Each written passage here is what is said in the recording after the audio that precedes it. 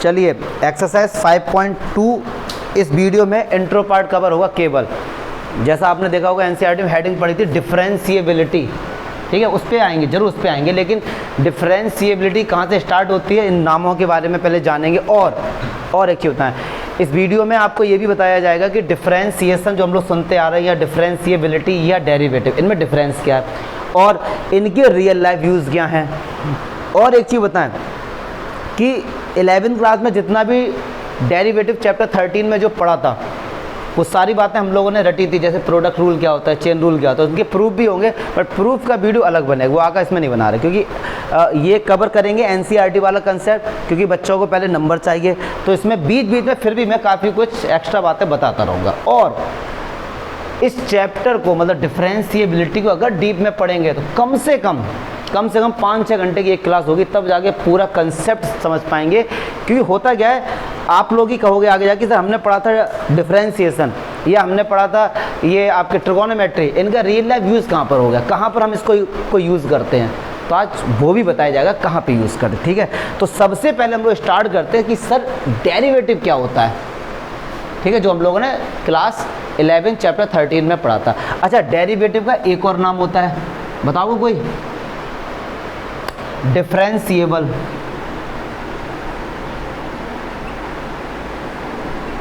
अच्छा, एक और नाम होता है, बताओ कोई, डिफरेंशियल कोफिशिएंट, किसी भी नाम से जाने जा सकते हैं, डिफरेंशियल कोफिशिएंट।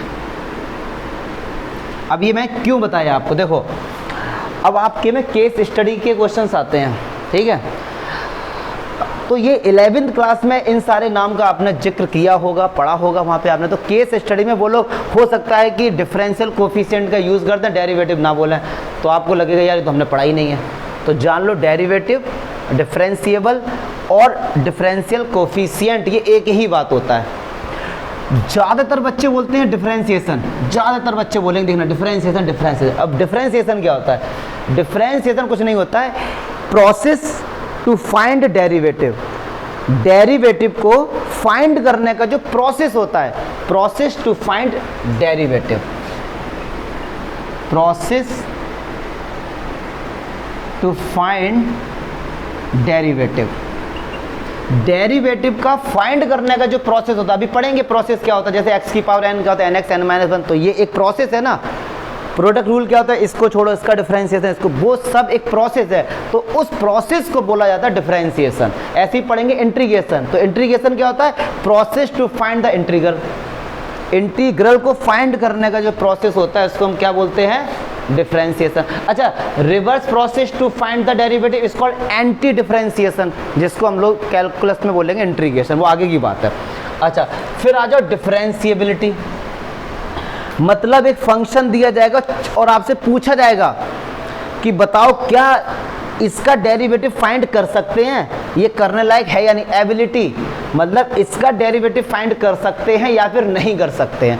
तो ये जान लो कि हर फंक्शन का डेरिवेटिव फाइंड नहीं कर सकते, ठीक है। अच्छा, अभी तक मैंने आपको ये बताया नहीं कि डेरिवेटिव क्या होता है, ये अभी तक नहीं बताया, बस ये जो नाम लिखे थे इनमें पहले आपको डिफरेंस पता होना चाहिए। डेरिवेटिव का नाम डिफरेंशिएबल, एक और नाम डिफरेंशियल कोफिशिएंट, ये कहीं नहीं मिलेगा आपको नाम, इनके यूज़ मिलेंगे सीधे, तो भूलना मत इनको। अच्छा, डिफरेंशिएशन क्या होता है, एक प्रोसेस होता है किसको फाइंड करने का, डेरिवेटिव। डिफरेंशिएबिलिटी, ये जैसे 12th क्लास का 5.2 का टॉपिक यही है, डिफरेंशिएबिलिटी, मतलब आपको फंक्शन दिया जाएगा और कहेंगे चेक करो कि क्या आप इसका डेरिवेटिव फाइंड कर सकते हैं या नहीं, तो चेक करना कि ये डिफरेंशिएबल है या फिर नहीं है, तो एबिलिटी हम चेक करेंगे कि एबल है या फिर नहीं है, तो उसको हम लोग कहते हैं डिफरेंशिएबिलिटी।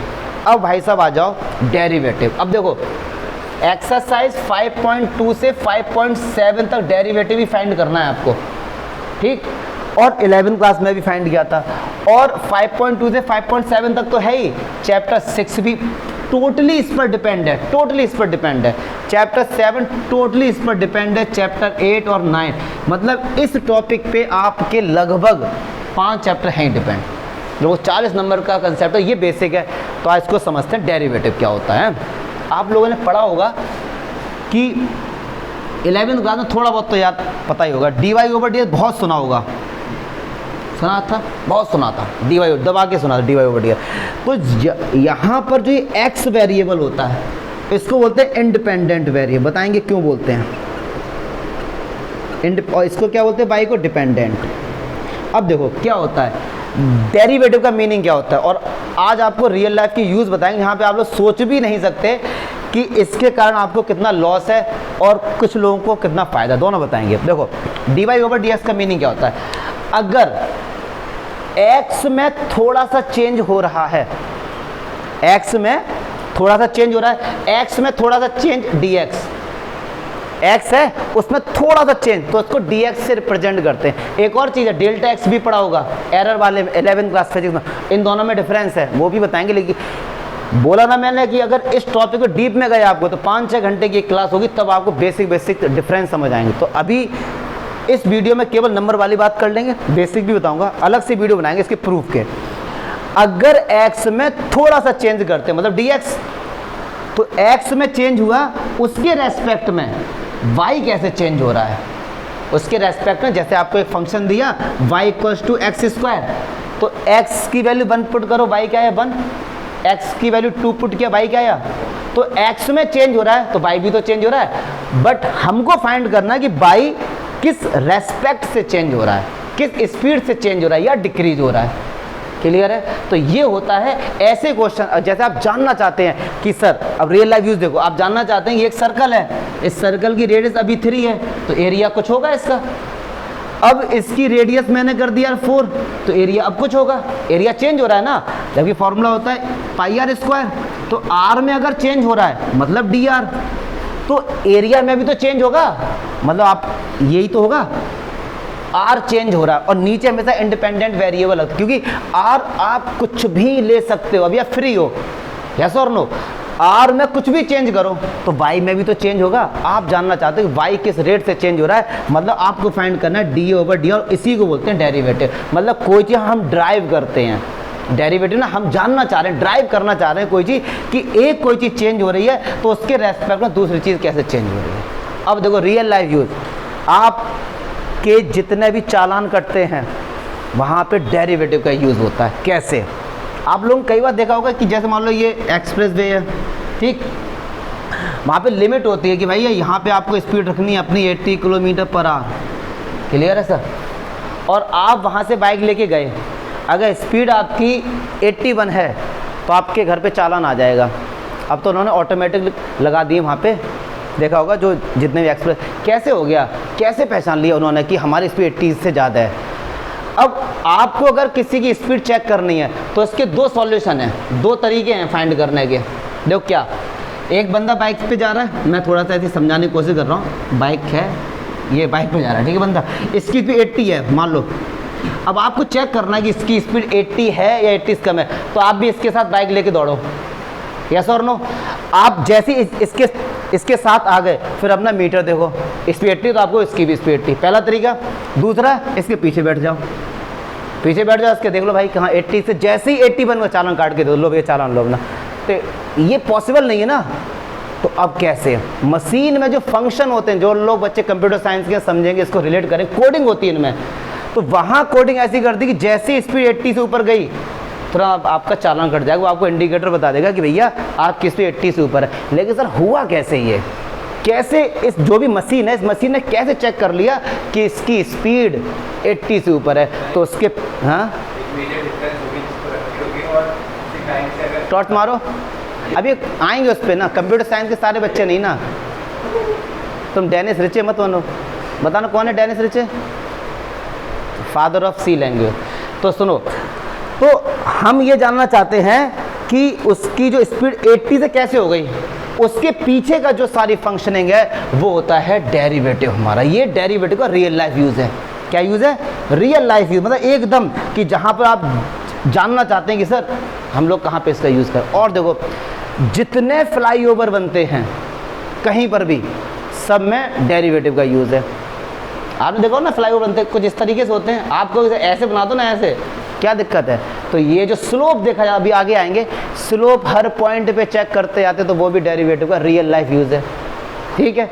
और एक सर्कल वाला मैंने बता दिया कि जैसे सर्कल में थोड़ा थोड़ा इंक्रीमेंट कर रहे हैं, आप जानना चाहते हैं कि एरिया किस रेट से चेंज हो रहा है, तो यहाँ पर भी डेरिवेटिव का यूज है। तो फाइनली डेरिवेटिव क्या है कि अगर एक क्वांटिटी चेंज हो रही है तो उसके रेस्पेक्ट में दूसरी क्वांटिटी किस स्पीड से चेंज हो रही है। जैसे एक और, टाइम बढ़ता जाता है तो सूरज है ना, अभी यहाँ पर है, सूरज यहाँ पर आ गया, टाइम चेंज हुआ तो उसकी पोजीशन चेंज हुई। खैर रियल लाइफ में ऐसा नहीं होता, बताते हैं कि सूर्य रुका हुआ है, अर्थ घूमती है, उस पर हम लोग नहीं जाएंगे अभी। कंसेप्ट समझो, टाइम चेंज हो रहा है तो सूरज की लोकेशन भी चेंज हो, तो किस रेट से चेंज हो रही है, तो ये भी अगर हम जानना चाहते हैं तो ये केवल और केवल हमको डेरिवेटिव ही बताएगा। ठीक है सर, तो ये इसके रियल लाइफ यूज बताने की मैंने कोशिश की। अब इनके पीछे का लॉजिक क्या कि सर कैसे चालान कट गया, क्या सब कट गया, तो उसके लिए हमको डेरिवेटिव समझेंगे। आज सबसे इंपॉर्टेंट चीज़ बताएंगे, क्या सबसे इंपॉर्टेंट, उसका प्रूफ भी बताऊंगा, इसी वीडियो में बताऊंगा कि 11th क्लास में हमको बताएगा कि एक्चुअली में डेरिवेटिव क्या बताता है। इसको मत भूलना, डेरिवेटिव क्या बताता है, स्लोप ऑफ अ टेंजेंट, इसको तो भूलना ही मत। पूरा 6 चैप्टर जो है नेक्स्ट, ये छोटी सी बात है लेकिन बहुत मोटी बात है।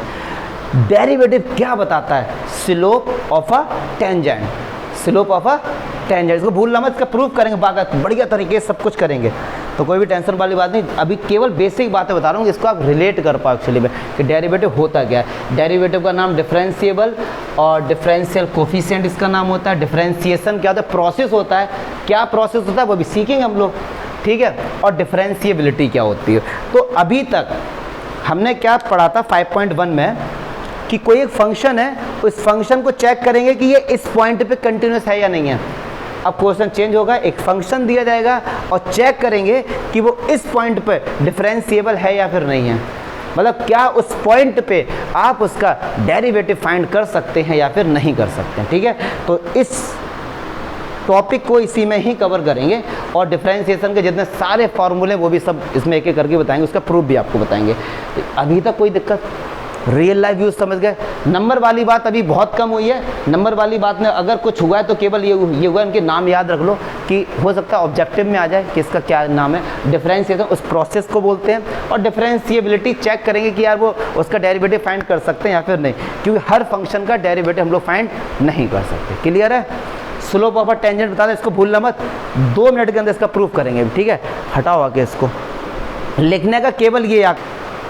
चलिए अच्छा, अब देखते हैं कि कैसे चेक करेंगे कि कोई फंक्शन डिफरेंशिएबल है या नहीं, मतलब उसकी डिफरेंशिएबिलिटी चेक करने आ रहा है, क्योंकि हर फंक्शन का आप डेरिवेटिव फाइंड नहीं कर सकते। तो कैसे चेक करेंगे, जैसे याद आ रहा होगा चैप्टर 3 में हर किसी मैट्रिक्स का इन्वर्स नहीं फाइंड कर सकते, फिर इन्वर्टिबल मैट्रिक्स था।